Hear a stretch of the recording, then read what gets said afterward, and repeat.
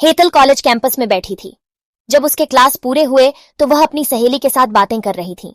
उसे रास्ते से जाते समय गायत्री दिखी। गायत्री को आवाज दी, गायत्री इधर आओ। हेतल की आवाज सुनते ही गायत्री हेतल के पास गई। दोनों बातें करने लगी। बातचीत के दौरान अचानक हेतल को याद आया कि उसने सुना है कि सुमन ने आत्महत्या कर ली है। इस बारे में गायत्री से जानना चाहा। सुमन, हेतल और गायत्री दोनों की यह बचपन की सहेली थी। गायत्री और सुमन दोनों एक दूसरे की पड़ोसी थीं। हेतल दूसरे गांव में रहती थी। भले ही सुमन की 3 बार शादी की गई, लेकिन उसने आत्महत्या क्यों की?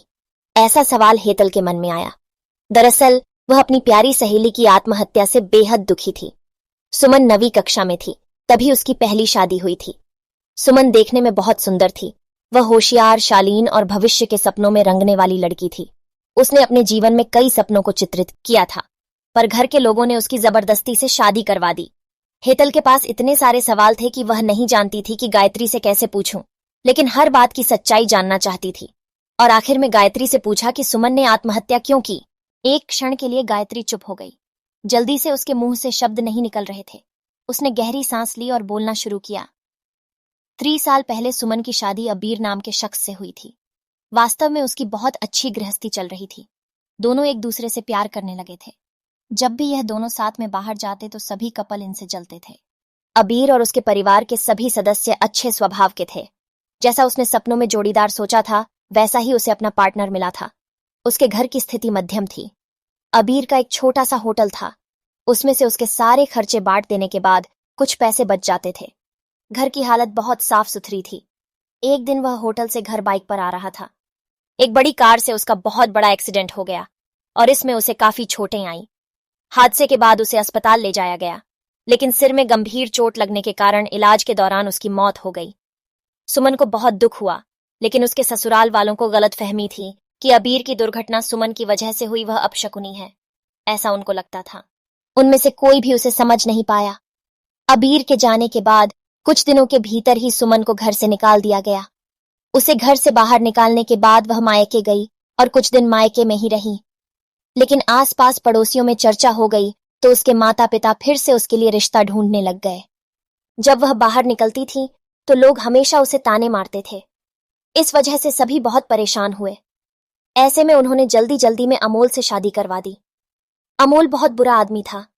दारू पीता था, कुछ काम धंधा नहीं करता, चोरी करता, मारपीट करता। उसका रोजाना यही काम था। इस सब से सुमन को बहुत दुख होता था, पर वह कुछ नहीं कर सकती थी। एक बार एक रात को वह देर से घर आया और जल्दी जल्दी में घर में कुछ ढूंढने लगा। सुमन ने उसे पूछा, पर उसने कुछ भी नहीं बोला। उसे जो चीज चाहिए थी वह उसे मिली नहीं। इस वजह से वह वहां से बाहर चला गया। सुमन रात भर उसकी राह देखती रही, पर वह आया ही नहीं। दूसरे दिन पुलिस को उसका मृतदेह रास्ते के किनारे पड़ा हुआ मिला। उसका चाकू से किसी ने खून किया था। यह खबर सुमन को पता चली तो उस पर दुख का पहाड़ टूट पड़ा। कुछ दिनों तक वह अपनी ससुराल में रही, लेकिन बाद में ससुराल वालों ने उसे प्रताड़ित करना शुरू कर दिया। इस वजह से सुमन वापस मायके आ गई। घर आकर कुछ दिन ऐसे ही बीत गए। हर दिन आ रहा था और जा रहा था, लेकिन सुमन की स्थिति वही थी। उसकी तरफ देखा नहीं जा रहा था। उसका परिवार उसकी स्थिति को सहन नहीं कर सके, इसलिए उन्होंने उसकी वापस शादी करने का फैसला किया। उसके लिए रिश्ता ढूंढने लगे।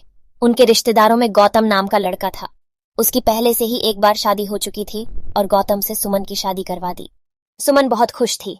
शादी हुई और कुछ महीनों बाद उसे मालूम हुआ कि गौतम को कैंसर है, ब्लड कैंसर। इस बात का पता चलते ही उसके हंसते हुए चेहरे पर फिर से दुखी हो गया, लेकिन उसने हिम्मत से इन सब का सामना करने का फैसला किया। 5 महीने तक अपने पति की सेवा की, लेकिन आखिरकार 5 महीने बाद उसके पति की मौत हो गई। इस दुख से बहुत तंग आ चुकी थी। कुछ दिन बीत गए, लेकिन बाद में ससुराल वालों ने उसकी जिम्मेदारी लेने से इनकार कर दिया। उसे घर से निकाल दिया। उसके बाद वह फिर मायके चली गई, लेकिन उसके माता पिता, उसके भाई भाभी ने भी उसे घर में आने नहीं दिया। सभी तरफ से रास्ते बंद हो चुके थे उसके लिए। उसे उम्मीद की कोई किरण नजर नहीं आ रही थी। अंत में उसने खुद को खत्म करने का फैसला किया, उसका जीवन समाप्त कर दिया। सुमन की यह कहानी सुनकर हेतल की आंखें आंसुओं से भरकर बह रही थीं। पूरा दिन वह सुमन के बारे में सोचती रही। क्या इन तीनों घटनाओं में बेचारी सुमन का कोई भी दोष था? क्या उसके माँ बाप को सिर्फ उसकी शादी कर उसे हर बार किसी के पास भेज देना सही था? वो उसे अपने पैरों पर खड़ा करने की कोशिश भी कर सकते थे। सच कहो तो हेतल की जान उसकी बदनसीबी ने नहीं, उसके परिवार की, उसके आसपास के लोगों को छोटी सोचने ली है। वो बेचारी मनहूस नहीं बदनसीब थी, क्योंकि उसके आसपास ऐसी सोच रखने वाले लोग थे। वीडियो अच्छी लगे तो लाइक और सब्सक्राइब करना ना भूलें।